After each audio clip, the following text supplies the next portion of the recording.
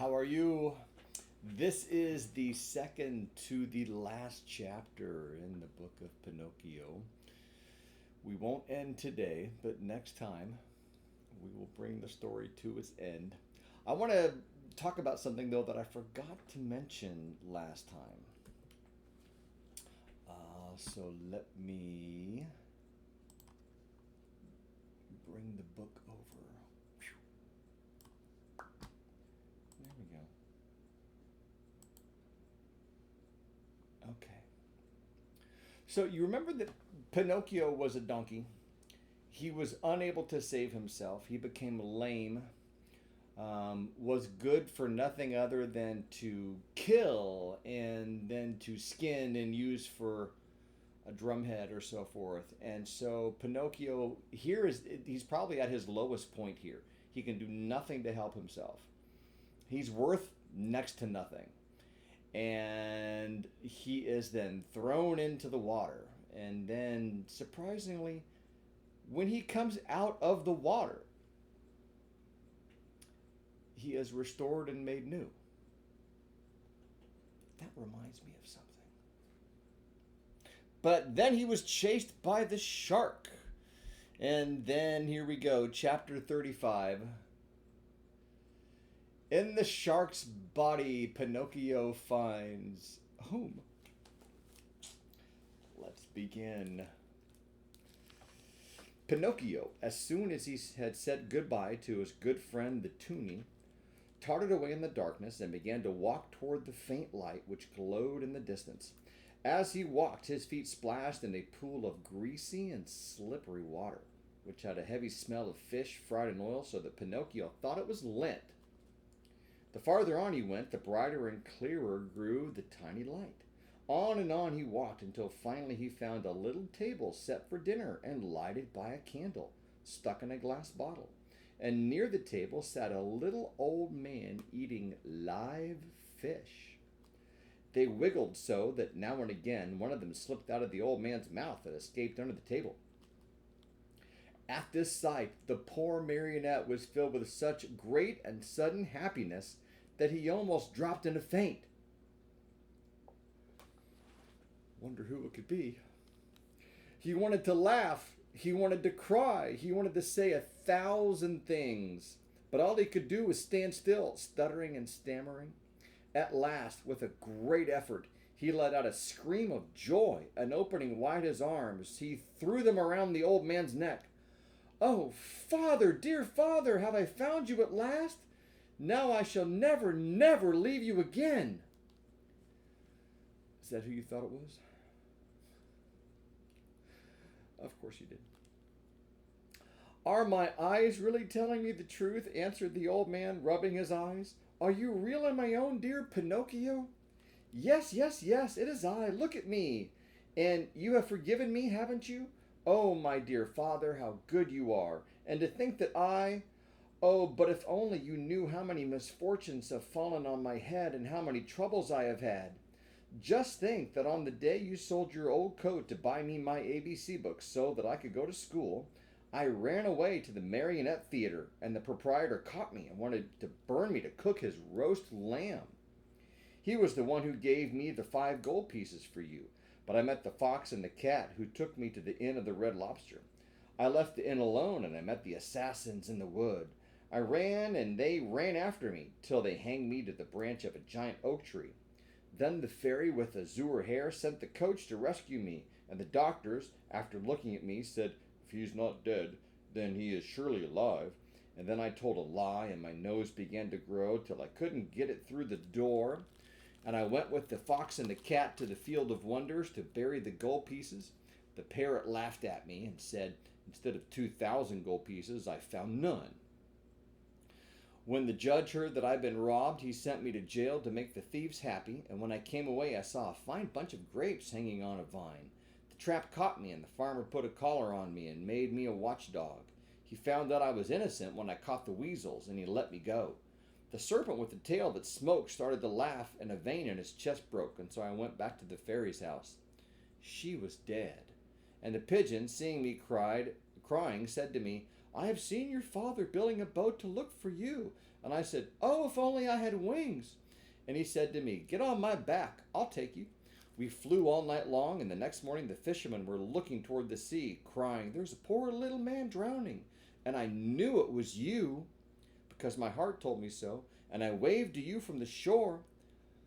I knew you also, put in Geppetto, and I wanted to go to you, but how could I? The sea was rough, and the whitecaps overturned the boat. Then a terrible shark came up out of the sea, and as soon as he saw me, he swallowed me as easily as if I had been a chocolate peppermint. And how long have you been shut away in here? From that day to this, 2 long weary years.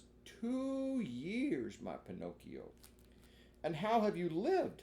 Where did you find the candle and the matches with which to light it? Where did you get them?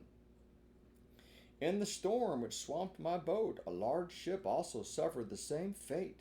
The sailors were saved, but the ship went to the bottom of the sea, and the same terrible shark that swallowed me swallowed most of it. The only thing he spat out was the mainmast, for it stuck in his teeth. To my own good luck, that ship was loaded with meat, preserved foods, crackers, bread, bottles of wine, raisins, cheese, coffee, sugar, wax candles, and a box of matches. With all these blessings, I have been able to live happily on for 2 whole years. It sounds like Robinson Crusoe, which is another story that you should read. But now there's nothing left in the cupboard, and this candle you see here is the last one I have. And then, my dear, we'll find ourselves in darkness. Then, my dear father, said Pinocchio, there's no time to lose. We must try to escape. We could run out of the shark's mouth and dive into the sea. You speak well, but I cannot swim, my dear Pinocchio. Why should that matter? You can climb on my shoulders, and I, who am a fine swimmer, will carry you safely to the shore.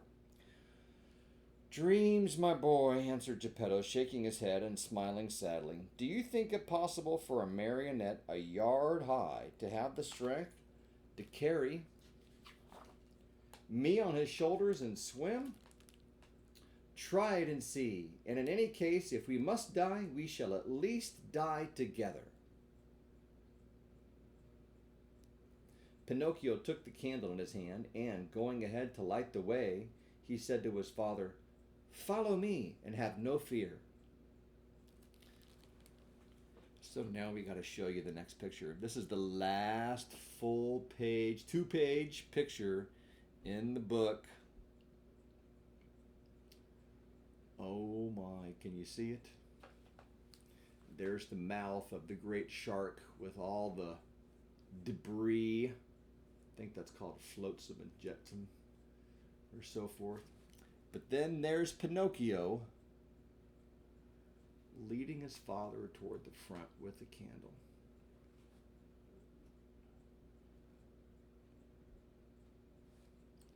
Oh my.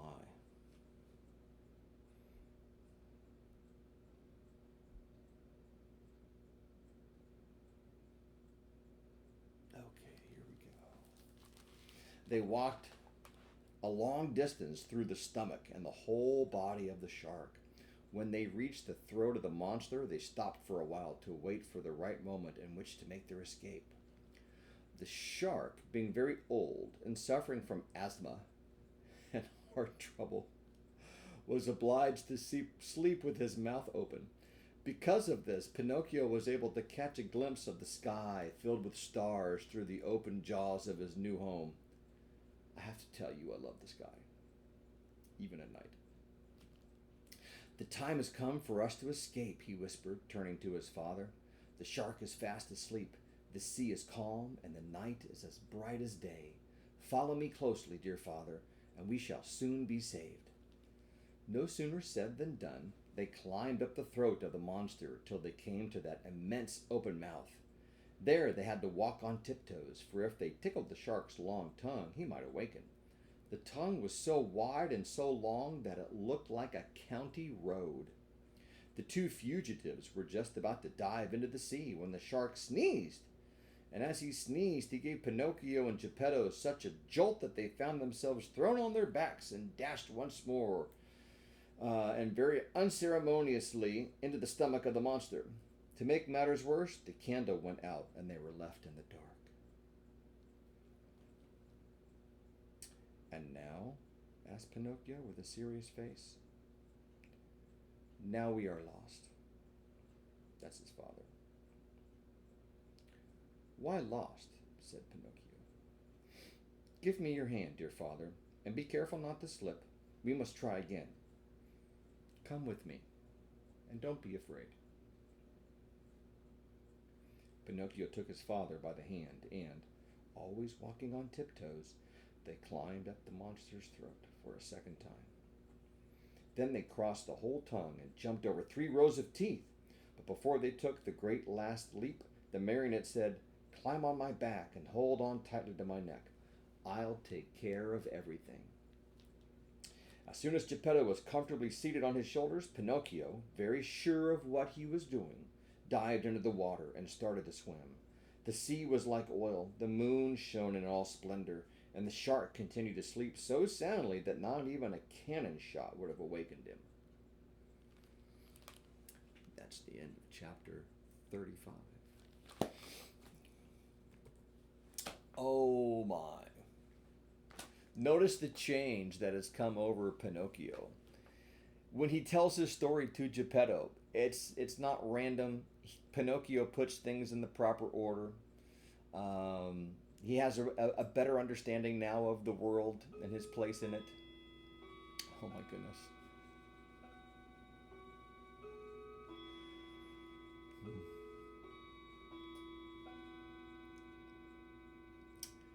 It's 4:45 where I am. What time is it where you are? Time to finish the story. We got one more chapter to go. But notice the confidence that Pinocchio now has. He found his father, and now he is able to rescue his own father, who cannot even help himself. Finds his father in the dark and says, "Trust me, I know what I'm doing. Have courage. Let me lead you." But we'll have to see what happens next, because the adventure is not quite over yet. Bye-bye.